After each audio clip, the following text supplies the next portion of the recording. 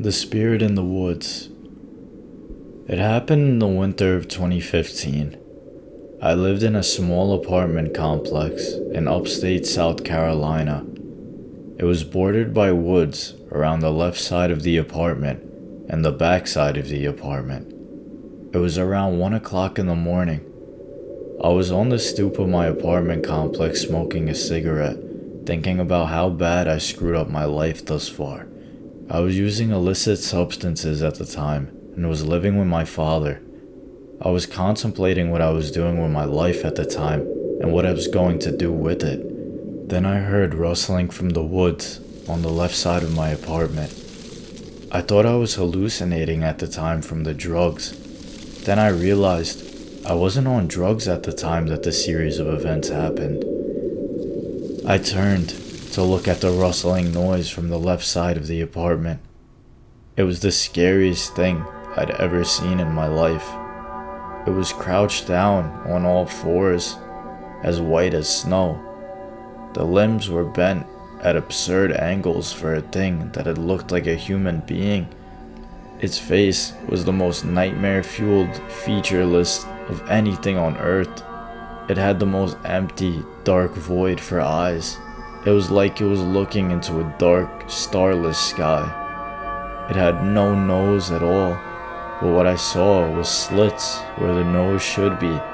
The mouth was upturned into a smile, with sharp pointed teeth protruding from its lips. I thought for a second I was going to die. I'm not ashamed about what happened next. I got up from the chair as fast as a flash of lightning. I started to run from the stoop of the apartment up a flight of stairs to my apartment. Then I heard an inhuman scream coming from behind me while I was running up the staircase to my apartment. I surely thought I wasn't going to make it in time before the creature had gotten me. But then I had gotten to the apartment before the creature had gotten me. My father and stepmother were home at the time. I had told them about what happened to me just outside moments ago. They didn't believe me when I told them about it.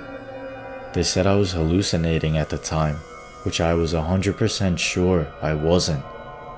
They had told me to go to bed and get some sleep so I would stop hallucinating. So I did as I was told, and I went to bed. My bed at the time was the couch in the living room. The apartment was a 2-bedroom, and my parents had one room and my stepbrother had the other. I'd only come home because I was homesick at the time. I was living as a vagabond across the United States, thinking if I changed my surroundings, my life would get better, but that wasn't the case. So I was laying on the couch trying to fall asleep. The couch was in front of my window and it overlooked the woods in the backyard of the apartment. I was closing my eyes to try to fall asleep.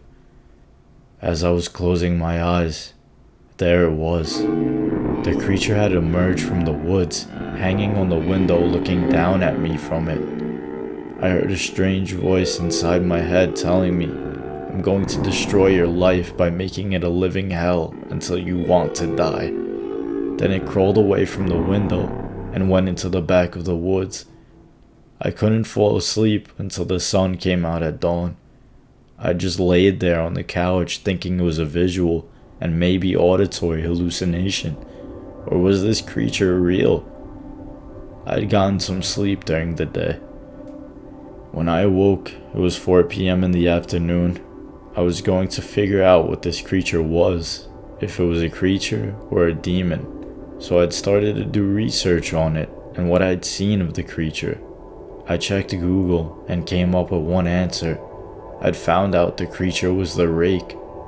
All I wanted to figure out was if there was a way to get rid of it out of my life. But from what I saw, there was no getting rid of it. I had thought that maybe drugs would solve the problem, which of course never did.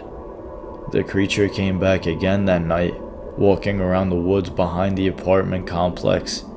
At the time I thought, maybe I should let it come in and end my miserable existence. Of course, I was too chicken for that. I was even too wimpy to do it by myself. Now I'm grateful that I didn't. I had become agoraphobic that I would not leave the house at all, just sitting by the window. I'd hoped that the creature would just go away, leaving me alone and letting me live my life on my own standing. But it didn't. Not for the next month. I would just stay inside my apartment and watch the creature's movements in the woods out of the corner of my eyes, afraid to leave my house. When I'd finally gotten the courage to leave the house, it was during the day, so the creature couldn't approach me. I had walked everywhere at the time because I didn't own a car, and you had to walk a long time before you got to any store. So on one of these walks, I heard another voice. It sounded like a woman's voice that told me where the creature lived and why it was coming for me. The voice had told me directions to the ravine near the main road where I lived by. It was a quarter of a mile away from the apartment complex. It had an opening for a big water drain for the rainwater to run off into the ravine. It looked so creepy that I was not willing to go anywhere near that place at all. The voice had told me that the creature was coming after me because I had so much negativity going on in my life. It fed off of it. Now was the week of me finally getting tired of my lifestyle and wanting to change it. I went into the woods that night and was going to face this thing that was stalking me. I saw it deep in the woods and screamed at it to leave me alone and that I was bettering my life. It walked away and disappeared.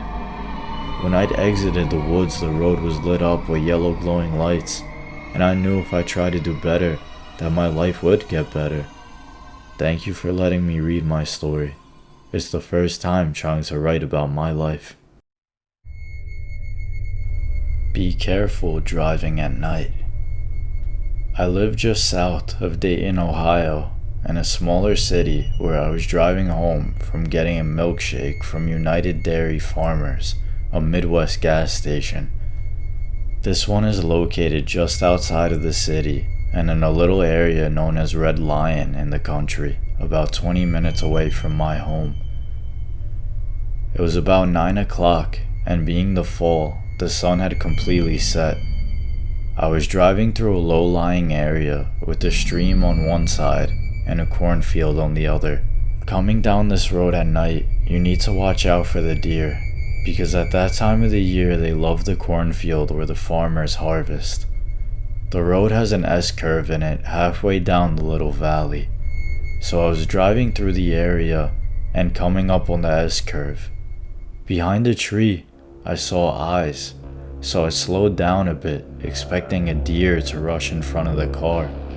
But when I got closer, they disappeared, so I thought it went back down the creek. I cautiously drove past that tree and started to speed up. Behind another tree, someone dashed in front of my car and diapered right into the middle of the street. I slammed the brakes, looking into the field to my right, and saw nothing in the limited light that the moon gave off. Not willing to deal with whatever had jumped in front of my car, I stepped on the gas and got out of there as fast as I could. Now I laugh about it, but at that point, it was the scariest thing I'd ever seen. I don't usually entertain ghost stories or creature stories or whatever it may be, but whatever popped out in front of me that night moved so fast at almost lightning speed. It's not something I've seen before, and it honestly surprised me. Living in such a rural area, you would expect to see things like deer and all of that pretty often, and you do. But this wasn't that. I don't know what it was. It was almost too fast to be a deer or any other sort of animal. The way it sprinted across the road at extreme speeds made me feel like it wasn't anything that was native to where we are. I was better off not asking questions and taking it as it came. I was lucky to get out of there with just a story, and a scary one at that. All I could ask is that when you're driving at night, please be aware of the living and the dead, because if you say I swerved and put yourself into a ditch because of a ghost, I imagine your insurance company's not gonna believe you.